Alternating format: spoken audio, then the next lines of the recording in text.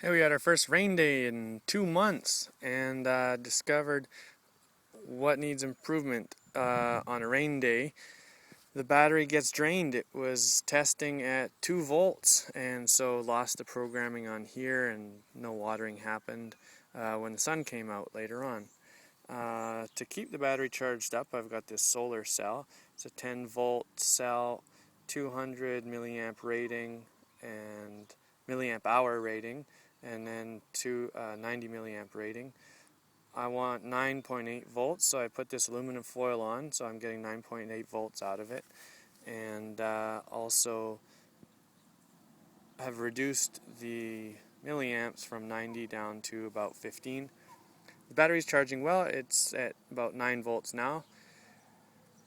I think the problem is that, or maybe a solution rather, is that we need to hook up the circuit to this button here, or not even to the button, but to the actual little motor that turns on and off the solenoid inside here, so that when this thing wants to water, then the electricity goes up to where the motor is, but it has to pass through this circuit before it gets to the motor.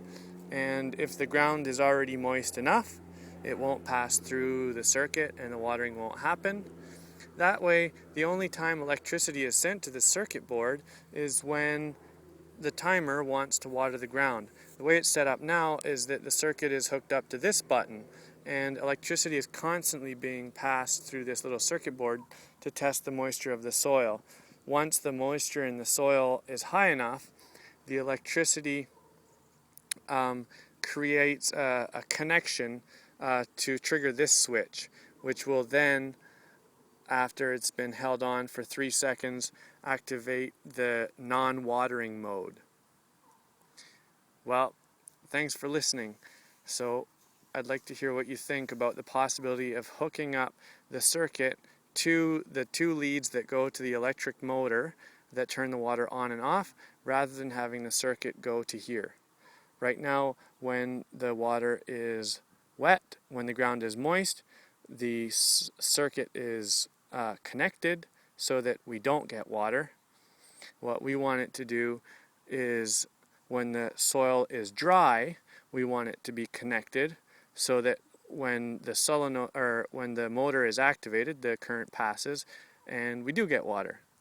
So I think we got it backwards. However, the issue is, Craig was mentioning, it's way more complicated doing it that way. And so I need to find out, why is it more complicated and how can I make it simple? Thanks for watching.